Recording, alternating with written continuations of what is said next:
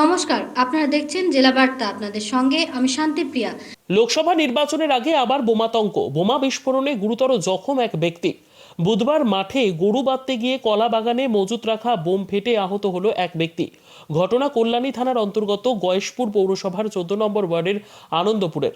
আহত ব্যক্তির নাম বিবেক দত্ত, বয়স আনুমানিক 45 বছর। জানা যায়, নদিয়ার গয়েশপুর পৌরসভার 14 নম্বর ওয়ার্ডে বিবেক দত্ত প্রতিদিনের মতো এদিন তার চাষের জমিতে যান গরু নিয়ে। গরু বেঁধে পাশে কলার বাগান থেকে একটি কলা গাছের মোচা কাটছিলেন। তখনই কলা গাছের গোড়ায় থাকা বোমাতে পা পড়ে পায়ের চাপে বোমা ফেটে আহত হন বিবেক দত্ত। বোমার শব্দে ছুটে আসে আশেপাশের লোকজন। তাকে রক্তাক্ত অবস্থায় ঘটনাস্থল থেকে তড়িঘড়ি উদ্ধার করে নিয়ে আসে কল্যাণী জওহরলাল নেহেরু হাসপাতালে। শুরু হয় চিকিৎসা। খবর পেয়ে ঘটনাস্থলে পৌঁছয় কল্যাণী থানার অন্তর্গত গয়েশপুর পুলিশ ফাঁড়ির পুলিশ প্রশাসন। লোকসভা ভোটের আগে গয়েশপুর পৌরসভার 14 নম্বর ওয়ার্ডের কলা বাগানে বোমা ফেটে আহত হওয়ার ঘটনায় চাঞ্চল্য ছড়িয়েছে এলাকায়। উঠেছে প্রশ্ন, নির্বাচনের সময় কোথা থেকে এলো এই বোমা? কারাই বা রেখেছে, কি উদ্দেশ্যে রেখেছে? একাধিক প্রশ্ন এলাকাবাসীদের মুখে। এ বিষয়ে জখম ব্যক্তির আত্মীয় মালা দত্ত বলেন, প্রতিদিন নিজের বাগানে গরু বাঁধতে চায়, এদিনও গিয়েছিল। তবে কি করে ঘটনা ঘটলো তা স্পষ্ট নয়। বোমের আওয়াজ পেয়ে আমরা ছুটে যাই, এরপর তাকে হাসপাতালে নিয়ে যাই। কারা কি কারণে এই বোম ফেলে গেল তা বুঝে উঠতে পারছি না। কোথায় পারছে? ওই যে দাঁড়াও।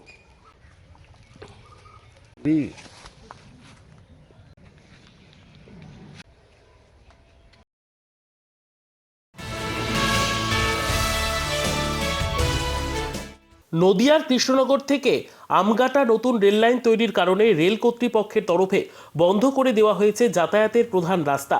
সমস্যায় নদিয়ার কৃষ্ণনগর শরৎপল্লী এলাকার প্রায় 2000 মানুষ। রাস্তার প্রধান মুখ বন্ধ না করে একটি ক্রসিং করে দেওয়ার দাবিতে এদিন রেললাইনের ওপর বিক্ষোভ দেখাতে শুরু করলো শরৎপল্লী এলাকার বাসিন্দারা। উল্লেখ্য, দ্রুত গতিতে চলছে কৃষ্ণনগর থেকে আমঘাটা পর্যন্ত নতুন রেললাইন তৈরির কাজ।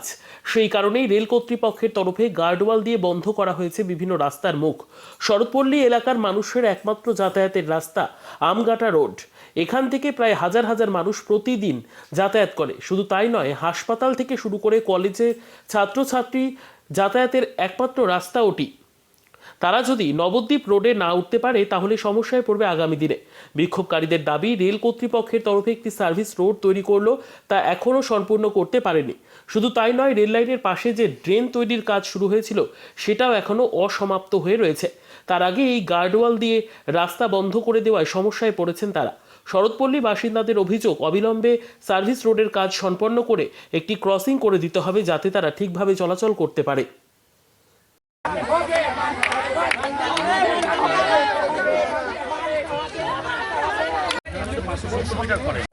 দাবি মানতে হবে, দাবি মানতে হবে, লাইনের পাড়াপাড়া রাস্তা তৈরি করতে হবে।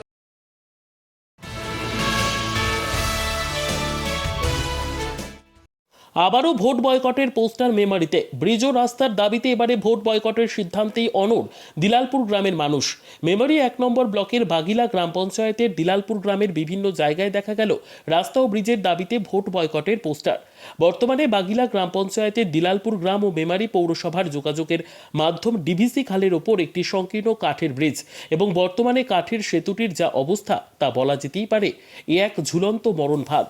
সেতুটির নিচে যে কাঠের খুঁটি ছিল সেগুলি বেশিরভাগ অংশই ভেঙে গিয়েছে ব্রিজের দুধারের কাঠের রেলিংও। এর আগেও এই কাঠের সেতুটির জায়গায় কংক্রিটের ব্রিজ নির্মাণের দাবি ওঠে। সেতুটির জরাজীর্ণ অবস্থার কারণে যে কোনো সময় ভেঙে পড়ার আশঙ্কা। তাই প্রশাসন থেকে সেই সময় এই কাঠের সেতুর 2 ধারে বাঁশ বেঁধে চলাচল বন্ধ করে দেওয়া হয় এবং সাধারণ মানুষের চলাচলের যাতে অসুবিধে না হয় সেজন্য একটি বোটের ব্যবস্থাও করা হয় প্রশাসনের পক্ষ থেকে। কিন্তু ডিভিসিতে জলের অভাবে বন্ধ অবস্থায় পড়ে রয়েছে বোটটি। ভগ্নপ্রায় কাঠের ব্রিজ, তার উপর কাঠের ব্রিজের আগে বেশ কিছুটা রাস্তার বেহাল দশার কারণে স্কুল কলেজের ছাত্রছাত্রী এবং অসুস্থ রোগী ও গর্ভবতী ও প্রসূতি মহিলাদের খুবই সমস্যার মধ্যে পড়তে হয়। তাই আর প্রতিশ্রুতি নয়, অবিলম্বে এই কাঠের সেতুটির পরিবর্তে কংক্রিটের সেতুর দাবি জানাচ্ছেন এলাকাবাসীরা। আমার নাম বরুণ দাস। কোথা থেকে আসছেন? গোকুলডাঙ্গা থেকে। দিদি, তোমার নাম? ইতি ঘোষ, বাড়ি দিলালপুর। এখান দিয়ে যাতায়াত করা হয়, এই ভাঙা রাস্তা, ভাঙা ব্রিজ, ঝুলন্ত।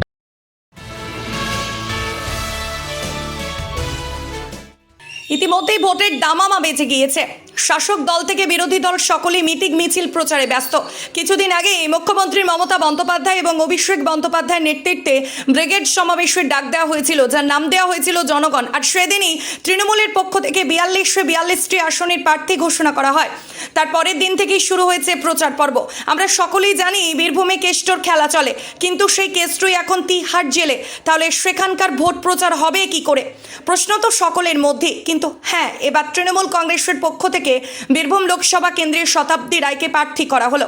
এবার বীরভূম থেকে লড়বে বিশিষ্ট অভিনেত্রী তথা লড়াকু মহিলা শতাব্দী রায়। আর তা নিয়েই রাজ্য রাজনীতি উত্তাল। প্রতিটি জায়গায় বিরোধী থেকে শাসক দলের নেতাকর্মীরা দেওয়াল লিখনে ব্যস্ত। এদিন দেখা যায় বীরভূমের শতাব্দী রায়ের সেই একই চিত্র। তার সমর্থনে শুরু হয়ে গিয়েছে প্রচার ও দেওয়াল লিখনও। আর সেই দেওয়াল লেখনে লেখা ছিল তিহারে বসেই খেলা হবে। আর তাকে ঘিরে শুরু হয়েছে জোর জল্পনা। এই বিষয় নিয়ে আমাদের প্রতিনিধিরা কথা বললেন বিজেপির বিধায়ক অনুপ কুমার সাহার সাথে। তিনি জানান, এই নির্বাচনে মানুষ খেলা খেলবে তৃণমূলের সাথে এবং তৃণমূল মুক্ত বাংলা গড়তে বিজেপিকে ভোট দেবেন। এর পাশাপাশি বিশিষ্ট অভিনেত্রী তথা লড়াকু মহিলা শতাব্দী রায় কি বললেন শোনাবো।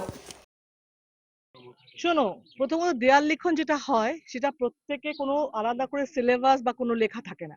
সেটা যেখানে যেখানে দেয়াল লিখন হয় সেখানকার কর্মীদের আবেগ থেকে সেই শব্দগুলো ব্যবহার করে। প্রথমত, বীরভূমে বহু নেতা হয়েছে অনুব্রত মণ্ডলের জন্য।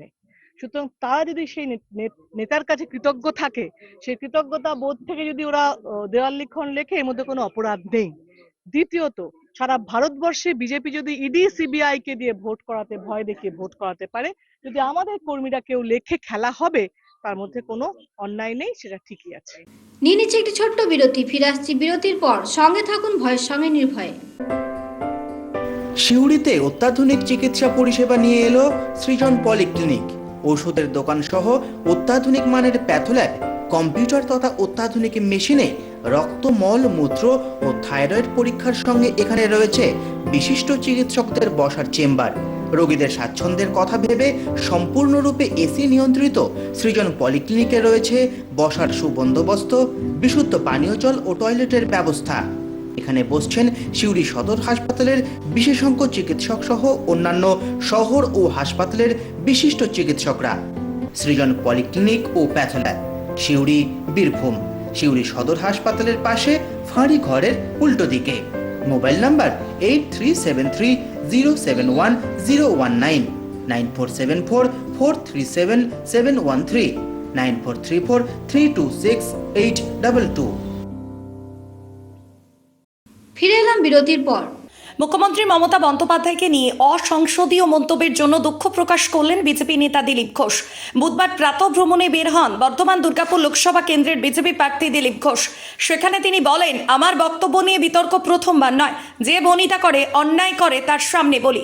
এবার আমি যা বক্তব্য রেখেছি, মাননীয় মুখ্যমন্ত্রী মমতা, যার সম্বন্ধে আমার ব্যক্তিগত ঝগড়া নেই, কোনো ক্লেশ নেই, কোনো দুর্ভাবনা নেই, কিন্তু উনি যে রাজনৈতিক বক্তব্য বারবার দিয়েছেন, মানুষকে বিভ্রান্ত করেছেন, আমি তার বিরুদ্ধে বলেছি এবং প্রশ্ন করেছি ও প্রতিবাদ করেছি। আমার ভাষার শব্দ চয়ন নিয়ে অনেকের আপত্তি আছে, আমার পার্টির আপত্তি আছে, অন্যরাও বলেছে। যদি তাই হয় তাহলে আমি দুঃখিত, কিন্তু আমার প্রশ্ন হচ্ছে, তারই পার্টির এক নেতা, তারই পরিবারের এক নেতা কাঁথিতে দাঁড়িয়ে আমার বিধায়ক দলের নেতাকে, তার পরিবারকে, তার বাবাকে এর থেকেও খারাপ ভাষায়, কুরুচিকর ভাষায় আক্রমণ করবে। সেখানে কেন তার বিরুদ্ধে কিছু বলছে না? টিএমসি কোনো ব্যবস্থা নিচ্ছে না, কেউ কিচ্ছু বলছে না। শুভেন্দু অধিকারীর বাবা একজন বাংলার বর্ষিয়ান রাজনীতিবিদ, তাকে অপমান করা হচ্ছে। শুভেন্দু অধিকারীকে অপমান করা হচ্ছে। শুভেন্দু অধিকারী পুরুষ বলে অপমান করা হবে, তার কোনো সম্মান নাই। একজন মহিলা যা খুশি বলবে, কেবল মহিলা কার্ড ব্যবহার করা হবে। আমি তারই প্রতিবাদ করেছি।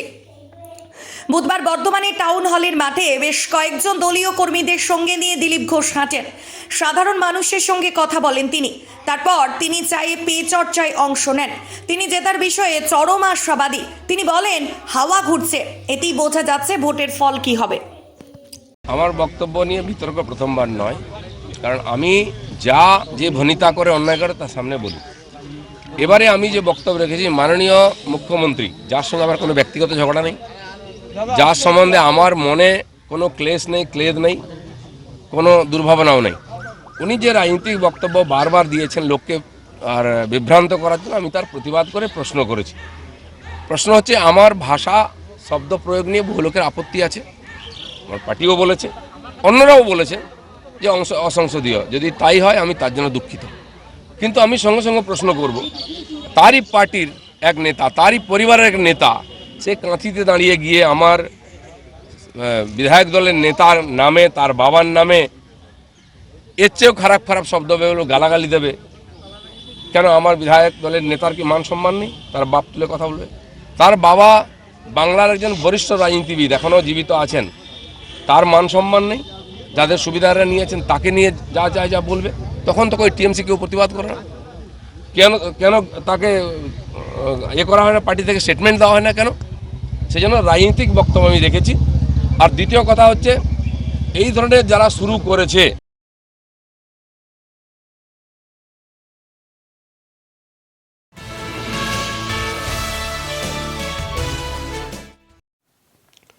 এক অন্য ঘটনার সাক্ষী রইল করুই এলাকার মানুষেরা। হিন্দুদের শিব ঠাকুর পুকুর থেকে উদ্ধার হওয়ার পর রাখা ছিল মুসলমান সম্প্রদায়ের মানুষের বাড়িতে, সেই শিবলিঙ্গ দিয়ে দিল হিন্দু ধর্মের মানুষদেরকে। পুকুর থেকে মাটি কাটার সময় পাথরের শিবলিঙ্গ উদ্ধার হলো পূর্ব বর্ধমান জেলার কাটোয়া 2 ব্লকের করুই অঞ্চলের করুই গ্রামে। সেটি নিয়ে হইচই পড়ে যায় এলাকার মানুষদের মধ্যে। উদ্ধার হওয়া শিবলিঙ্গটি গ্রামের এক মুসলমান সম্প্রদায়ের মানুষের বাড়ির গাছতলায় রাখা ছিল। মুসলমান সম্প্রদায়ের মানুষেরা করুই গ্রামের হিন্দু এক যুবক রাজা মাঝির হাতে তুলে দেয় শিবলিঙ্গটি। রাজা মাঝি তার বাড়িতে পাথরের শিবলিঙ্গটি এনে পুজো শুরু করে দেয়। শিবলিঙ্গ উদ্ধারের খবর ছড়িয়ে পড়তেই বহু মানুষ ভিড় জমাচ্ছেন রাজা মাঝির বাড়িতে। আজ এলাকার মানুষেরা জানান, পাথরের শিবলিঙ্গটি রাজা মাঝির বাড়িতে রয়েছে। হাইস্কুল পাড়ার সকল মানুষদের সহযোগিতায় একটি মন্দির তৈরি করা হচ্ছে। উদ্ধার হওয়া শিবলিঙ্গটি রাজা মাঝির বাড়ি থেকে এনে পুজোর ব্যবস্থা করবেন তারা। নতুন মন্দির তৈরি করার তোড়জোড় শুরু করে দিল এলাকার মানুষেরা। পুকুরে মাটি দিয়েছে, জিসিবিতে কাটাইছে, দিয়ে একটা জমি বুঝিয়েছে খামার করু বলে, দেখে খামারের মাটি এখানে জিসিবিতে ফেলছে, পুকুরি ফেলছে আর মাটি চড়াইছে, সেই মাটিতে পেয়েছে একটা। দিয়ে ওর বাবা মনে করেছে এটা পাথর, আমরা তো জানি তোমাদের ঠাকুর, দিয়ে পাথর মনে করে তখন থুই দিয়েছে কাছে। 10টার সময় জিনিসটা পেয়েছে, দিয়ে কাছে থুই দিয়ে 3টের সময় নিয়ে আসছে। দিয়ে আমার শ্বশুর বলছে যে এটা একটা পাথর পেয়েছি। আমি পাথরটা এটা হিন্দুদের একটা ঠাকুর। দিয়ে দুজনকে দেখালাম, বলে ঠাকুর হাত দেবো না, দিয়ে এইবারে একটা ছেলে এলো, ওই যে আমাকে দাও দিয়ে দিই না, দিয়ে সেটা দিয়ে দিলাম। আমরা খুশি করে তাকে দিলাম ঠাকুরটা। এই পাড়ায় সব পাড়ায় ঠাকুর আছে, এই পাড়ায় একটা শিব নাই, তাহলে এখানেই একটা ঠাকুর হোক। আমরা খুশি করে এখন কত দেখবো, যাবো, আসবো, কত ভালো লাগবে।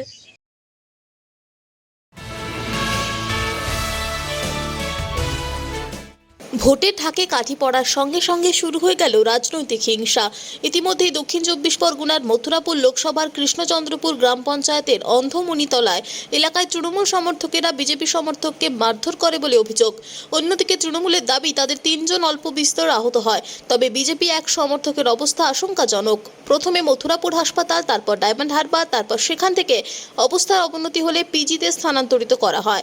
বিজেপি পরিবারের পক্ষ থেকে অভিযোগ করা হয়েছে, এই বুথে গত পঞ্চায়েতে আহত নিমাই হালদারের নেতৃত্বে বিপুল ভোটে বিজেপি জয়লাভ করে তৃণমূলকে হারিয়ে, আর তারপর থেকেই নিমাই হালদার হয়ে যায় তৃণমূলের টার্গেট।